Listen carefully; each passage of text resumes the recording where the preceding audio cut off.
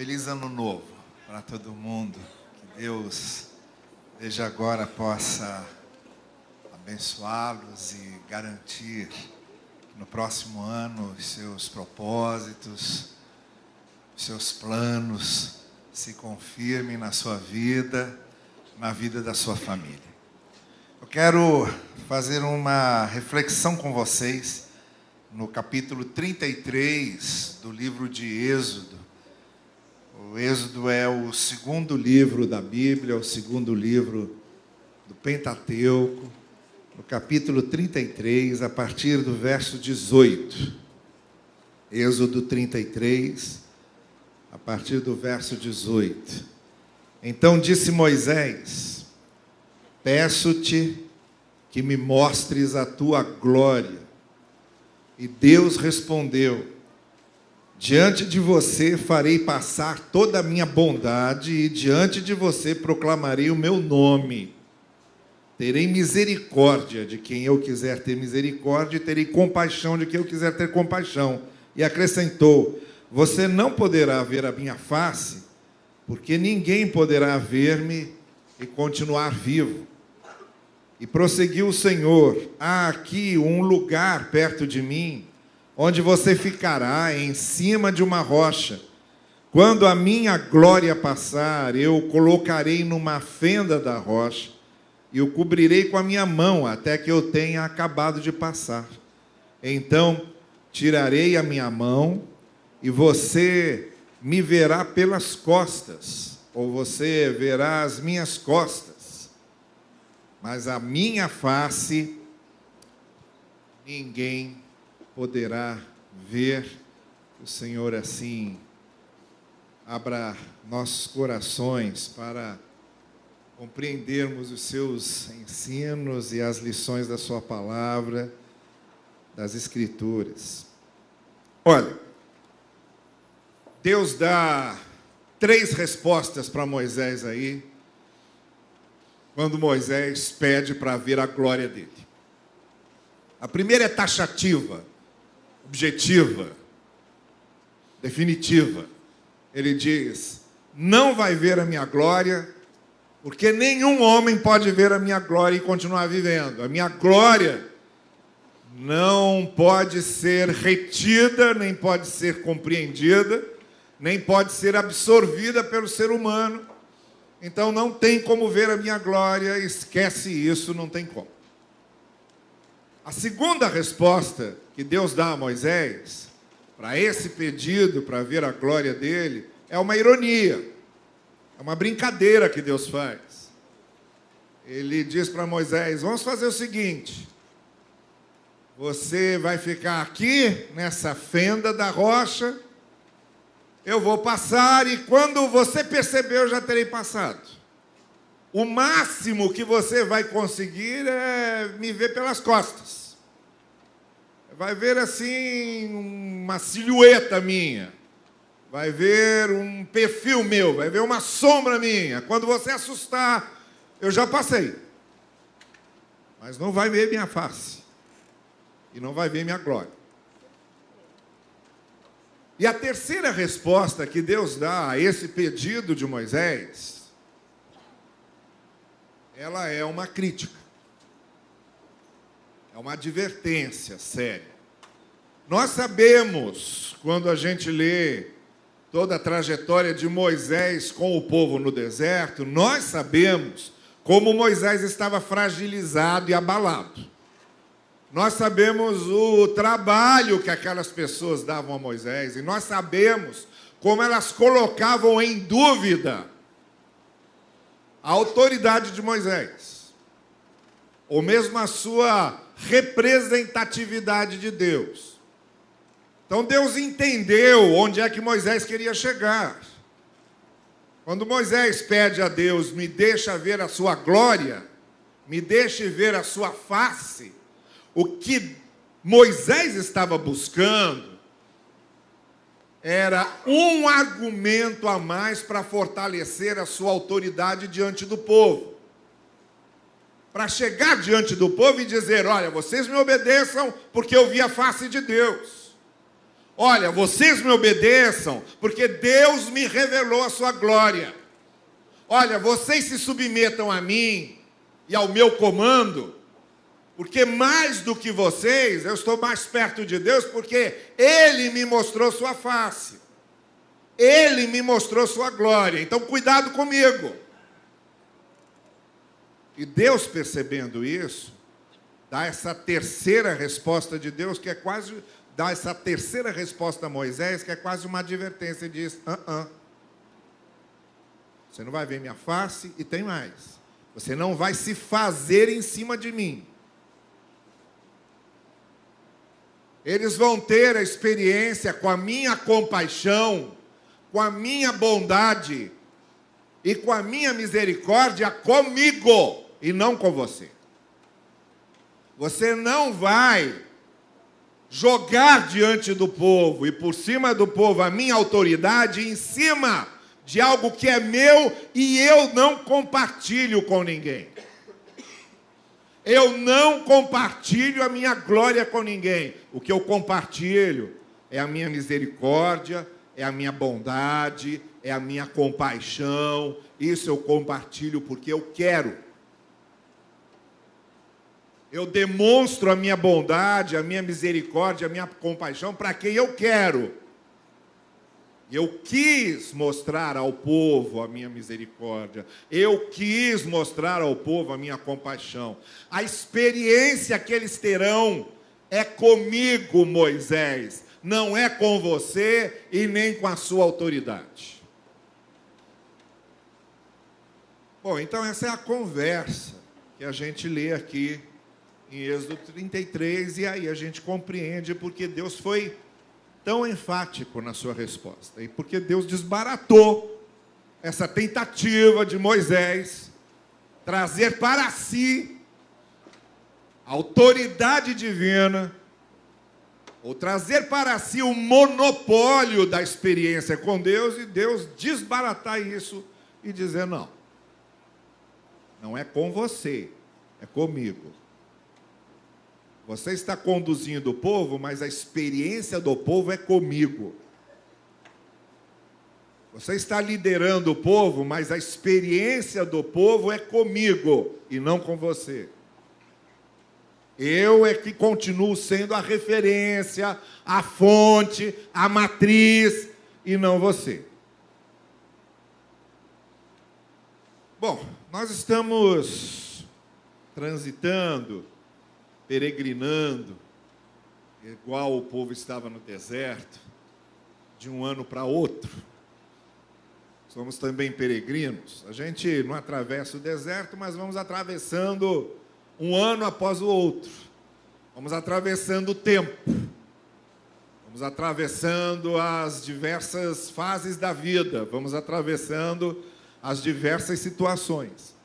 E eu queria usar esse texto para que nessa passagem, nessa nova transição, nesse novo caminhar para o novo ano, nessa nova experiência com o novo ano que está chegando, em que fazemos nossos planos, traçamos nossos objetivos, imaginamos nossos alvos e nossas metas, eu queria tirar desse texto 3 ensinamentos que nós temos dessa conversa de Moisés com Deus, desse pedido de Moisés e dessas respostas de Deus.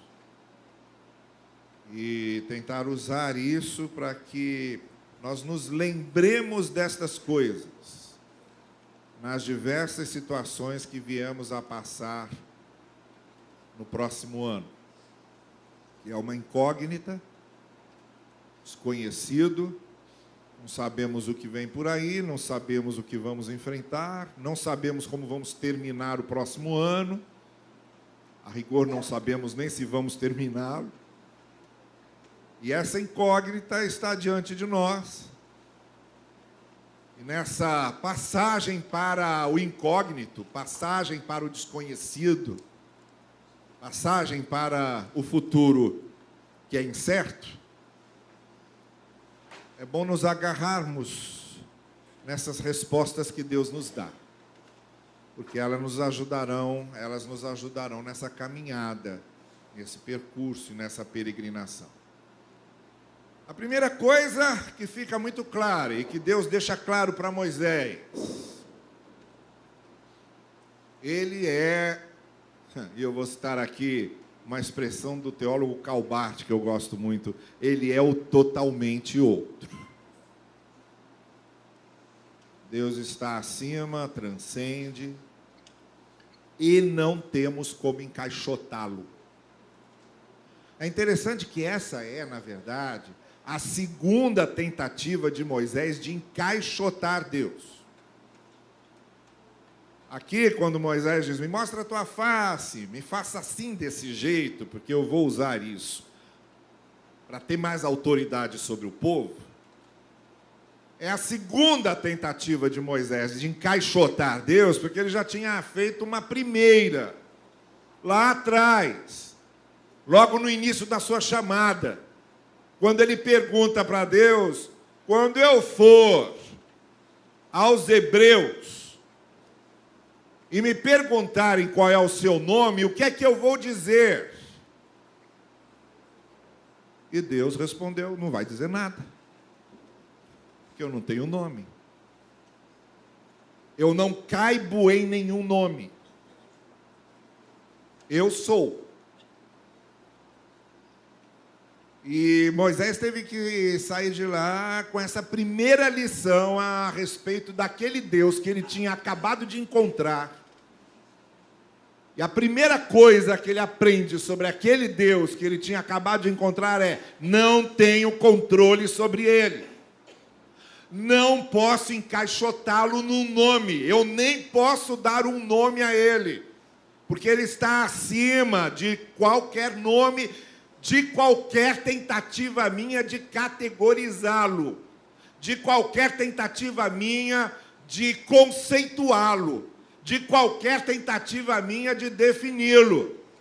E lá Moisés aprende isso, aqui nesse texto e nessa segunda tentativa de encaixotar Deus, aprende também, aprende o que será escrito no Novo Testamento, séculos mais tarde, que Deus não habita em templos feitos por mãos humanas. Nós não temos como encaixotar Deus em templos, em religiões, em doutrinas, em catequeses, em denominações, em igrejas. Não temos como encaixotar Deus dentro de nada disso, porque Ele sempre vai transcender tudo isso. E Ele continuará sendo para nós um grande mistério. A respeito sabemos algumas coisas que nos interessam e ajudam no nosso caminhar, e outras tantas jamais terão explicação, porque não podemos encaixotar Deus. Não podemos dar sobre ele explicações simplistas. Não podemos encaixotar Deus em frases de efeito. E muito menos encaixotar Deus em nossas expectativas sobre ele. Deus não é obrigado a corresponder nossas expectativas sobre ele. Porque ele estará sempre além e acima dessas nossas expectativas.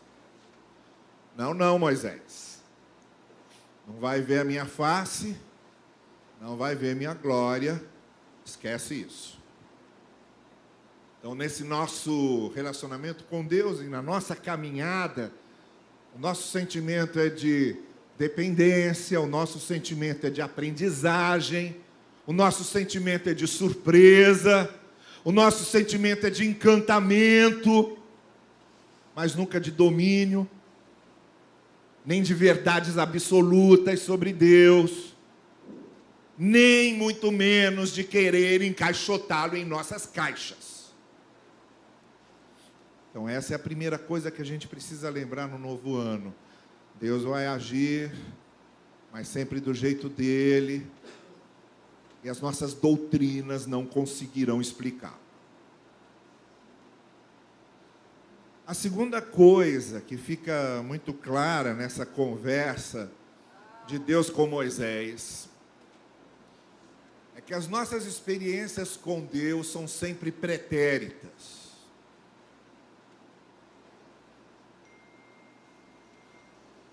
No que se refere à vontade de Deus, o querer de Deus, embora queiramos muito saber, em termos futuristas, o que vai acontecer, Deus a gente só vê pelas costas. Deus a gente só vê depois que Ele passou. É aí que a gente vai juntar os pontinhos.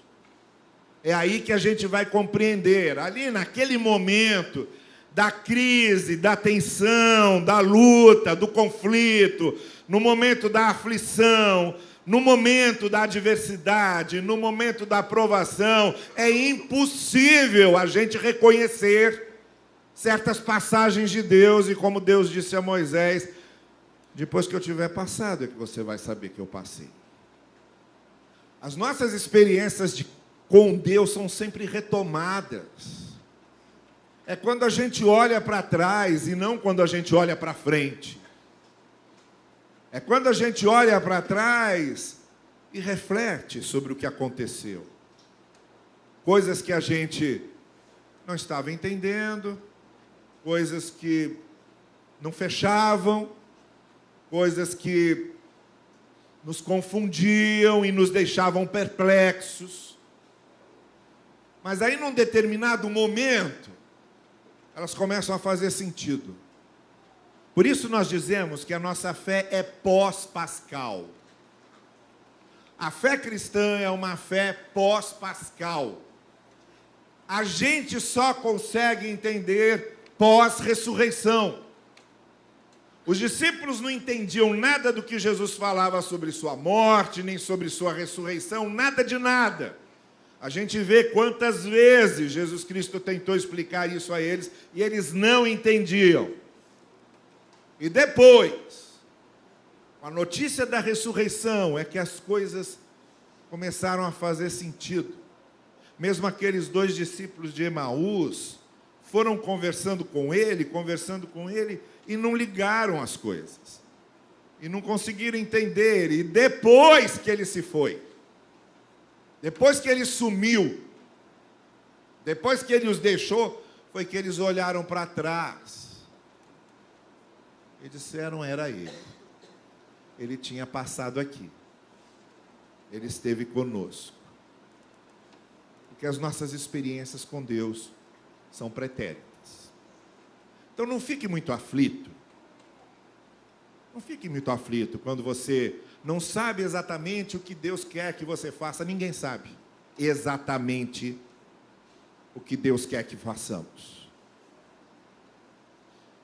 O que a gente sabe exatamente que Deus quer que façamos é aquele que Jesus Cristo já disse: olha, querem fazer a vontade do meu Pai? A vontade do meu Pai é que vocês obedeçam aos seus ensinos. E os ensinos do meu Pai são amar a Deus e amar o próximo.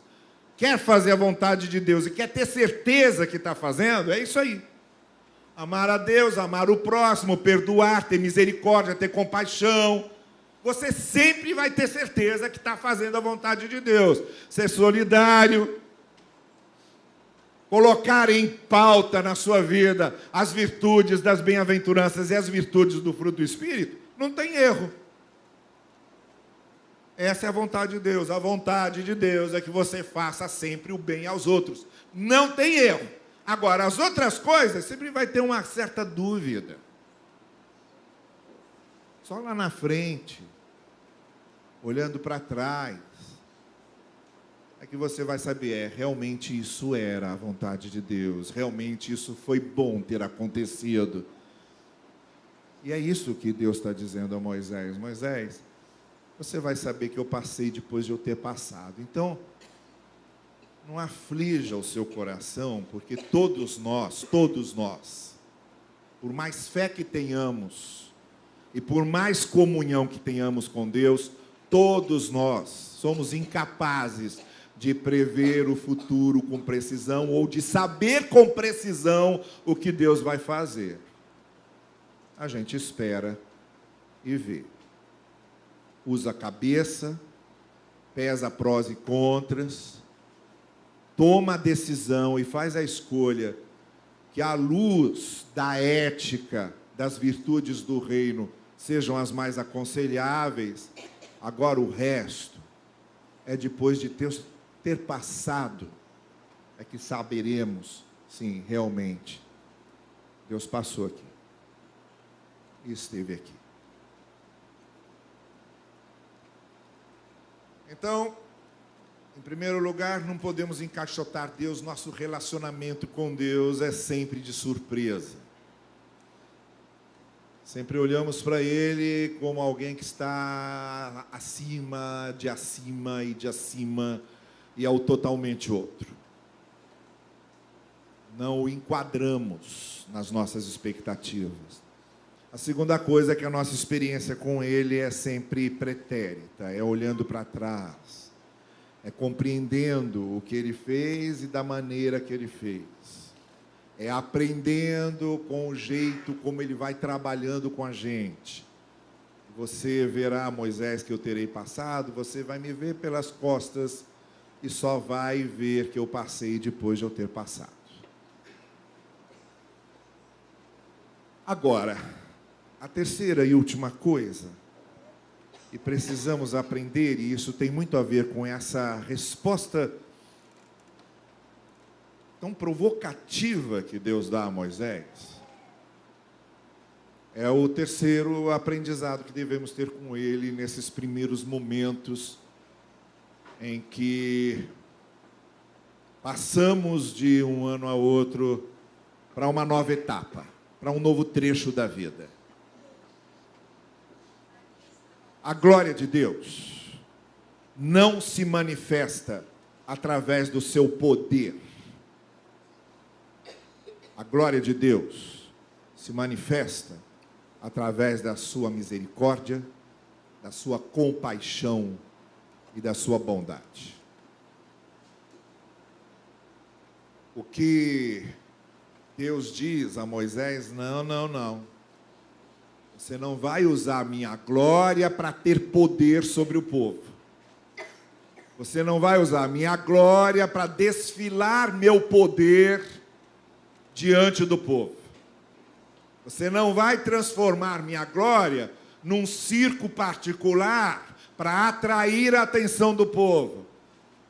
O que eu tenho para o povo na minha glória, a maneira como a minha glória vai se manifestar a eles, é como eu serei misericordioso com eles, como eu serei bondoso e como eu terei compaixão. A minha glória não vai se manifestar nas grandezas, nem nos requintes. A minha glória vai se manifestar na graça, no amor, na compaixão, no perdão. E a maior prova disso é que quando Deus resolveu vir pessoalmente nos mostrar a sua graça, o seu amor e o seu perdão, Ele não veio como um dominador. Ele não veio como um grande rei. Ele não veio como um grande Senhor dos reinos humanos. Pelo contrário, diz o Evangelho que Ele se despiu de toda a glória e se despiu de todo o poder e se encarnou e se condicionou e se autolimitou. E aquele que era o Senhor do universo teve de ser amamentado por uma mulher para sobreviver. Aquele que é o Senhor do universo teve que ser acolhido pelos braços maternos e colocado num berço de palha para sobreviver. Aquele que é o Senhor do universo teve que ser sustentado por um grupo de mulheres. Aquele que era o Senhor do universo teve que pedir emprestado o barco de Pedro. Aquele que era o Senhor do universo teve que pedir emprestado um quarto para celebrar a ceia com seus discípulos. Aquele que era o Senhor do universo entra em Jerusalém num jumentinho, que era o símbolo da humildade das humildades. Nenhum rei entraria montado num jumento para manifestar seu poder ao povo. Mas como Jesus não veio manifestar seu poder ao povo, e sim a sua graça e o seu amor, ele entra em cima de um jumentinho. Aquele que era o Senhor do universo negou-se a transformar pedras em pães, porque ele se negava a usar recursos espantosos para impressionar as pessoas. Aquele que é o Senhor do universo se negou a saltar de cima do templo para ser socorrido pelos anjos, mesmo citando o Salmo 91, porque ele não veio demonstrar seu poder de impacto sobre as pessoas, ele veio demonstrar sua misericórdia e sua graça. Aquele que é o Senhor do universo disse ao tentador que não queria poder, tudo isso ser ateu, não quero tudo isso. Eu não vim por causa do poder, os reinos humanos estão atrás disso, eu não estou. Aquele que é o Senhor do universo ensinou seus discípulos, olha, os seus governantes e os seus políticos disputam poder, mas isso é coisa deles. Não será assim com vocês, porque aqui não será um jogo de poder. Aqui no meu reino, nesse reino, não estou falando do reino de Roma. Eu estou falando do meu reino que é anti-Roma, que é a contramão de Roma. Nesse reino vocês lavam os pés uns dos outros, como eu estou fazendo aqui com vocês. E aí foi com isso que o Evangelho de João abriu, dizendo que vimos a sua glória como a glória do unigênito do Pai. Não foi na exibição de poder, foi na demonstração da sua graça, da sua misericórdia, da sua bondade. E por isso Deus disse a Moisés, não, Moisés, você não vai ver minha glória. Esse jogo não. O povo vai conhecer a minha bondade, a minha misericórdia, a minha graça. Nessa entrada do novo ano, queria convidar você a olhar diferente para Deus. Olhar para Deus como Deus foi ensinando Moisés a olhá-lo. E compreender essas três coisas. No próximo ano, nossa relação com Deus é uma relação tão somente de confiança e nem sempre de compreensão, nem sempre de entendimento. Nós queremos entender as coisas para dominar as coisas, mas Deus não entra nesse jogo. Nós não podemos nem compreendê-lo, nem conhecê-lo totalmente, mas podemos totalmente confiar nele. E ele nos convida não a compreendê-lo, mas a confiarmos nele. E nesse próximo ano de 2025, nós também aprendamos a olhar para trás, ver o que Deus está fazendo e sermos gratos. A aprendermos que a vontade de Deus se manifesta ao longo do tempo. A aprendermos que sim, temos dúvidas. Sim, temos senões. Sim, ficamos perplexos. Sim, ficamos confusos. Mas depois a gente vai juntar os pontinhos. Porque a nossa experiência com Deus é pretérita, não é futurista. Que nós possamos, nesse ano de 2025, principalmente, entendermos que a glória de Deus se manifesta a nós, não como uma exibição de poderes, mas como a manifestação da misericórdia, da graça, do amor e da compaixão, justamente porque Ele espera de nós que hajamos da mesma forma, que não sejamos nós a querer exibir poderes de Deus aos outros, mas a demonstrar sua graça, seu amor, sua misericórdia e compaixão, porque foi para isso que somos chamados para sermos semelhantes a Jesus, para amarmos como Ele amou e como Ele disse aos seus discípulos: assim conhecerão que vocês são meus discípulos, se vocês me amarem como eu, e não por serem poderosos como eu. Que nós possamos, em 2025, ser esses reflexos do amor, da misericórdia e da compaixão do Senhor. Que Ele assim nos abençoe. Amém. A gente vai celebrar a ceia daqui a pouco e o grupo de louvor vai nos conduzir num cântico em que vamos nos lembrar disso. Essa ceia que vamos celebrar é a demonstração mais clara, não do poder de Deus, porque a gente está falando de corpo repartido, de sangue derramado, mas desse Deus que abre mão da sua glória, do seu poder, e se encarna e se entrega por amor, por misericórdia e por graça. A gente está falando de um corpo repartido, a gente está falando de um sangue derramado, e a gente está falando desse que se deixou crucificar por amor de nós, por misericórdia, e é confiantes nessa misericórdia, nesse amor, que a gente caminha para 2025. E esse Jesus, que ressuscitou com toda a sua glória e com todo o seu poder, nos chama a reproduzirmos seu amor, sua misericórdia e sua graça. Que ao partirmos o pão e bebermos do cálice, nos lembremos que é isso que Ele quer que levemos: seu amor, sua graça e sua misericórdia.